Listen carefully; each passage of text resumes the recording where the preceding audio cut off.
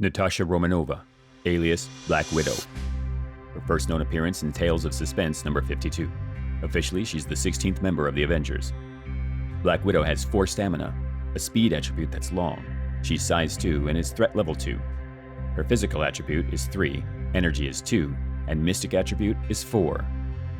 And now, a demonstration of her abilities. All right, let's get on with the demonstration. Black Widow, of course, as mentioned, has a movement of long, so she could move long and get into range with crossbones here, no problem. She can get somewhere around here without issue. She's going to plop down here. Let's talk about her first attack. Strike is an energy attack with a range 2. Range 2, no problem here.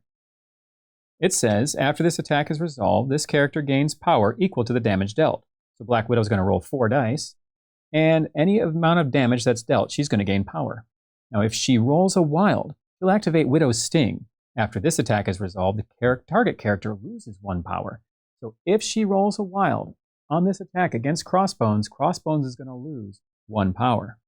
While she's here, locked in to range with old Crossbones, you might as well move on to Mixed Technique. Mixed Technique costs 2 power to activate, and you'll roll 4 dice. If this attack deals damage, after the attack is resolved, the target character gains the Stagger special condition. So if she were to hit Crossbones with this attack and deal damage, once it's resolved, Crossbones gains the Stagger condition. Now the Stagger condition is going to make Crossbones waste his first action on a shake action, which means he shakes off that Stagger effect, leaving him to only activate with 1 action on his next turn. If, however, Black Widow rolls a wild on the Mixed Technique, she'll activate Elusive. After this attack is resolved, she may advance short. She can hit him with the Mixed Technique and bounce back out of the way, no problem. Taking away one of his actions, he won't be able to move in close to attack her, so he'll be forced to attack Doctor Strange. She also has a pistol attack, which she can activate at range 3, so she can be a little more out of harm's way, like so, and still attack him with a pistol attack. The pistol attack is a basic attack rolling 4 dice, costs no power, and has a 3 range. She does have quite a few defensive abilities on her side as well. She has the ability to counterstrike. So, if Crossbones did target her with an attack, as long as it was within range 3, Black Widow can spend 2 power to roll 4 dice. She will then deal 1 damage to the attacker for each crit and wild that she rolls on that counterstrike roll. She also has Martial Artist, which is an always turned on ability when Black Widow is defending against a physical or energy attack targeting from within 2.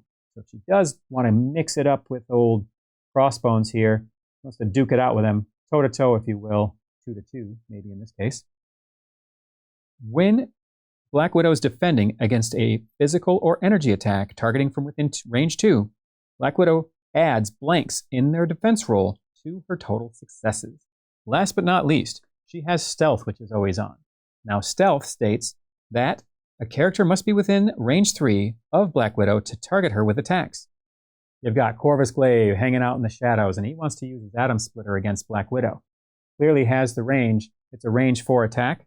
However, Black Widow knows if she stays outside of 3, he will not be able to target her with that attack.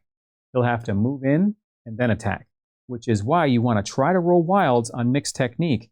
Rolling 4 dice against Crossbones, she'll be able to hit him. If she gets a wild, she'll be able to get back short, like so, out of the way, thus forcing Corvus Glaive to close in for that Atom Splitter attack.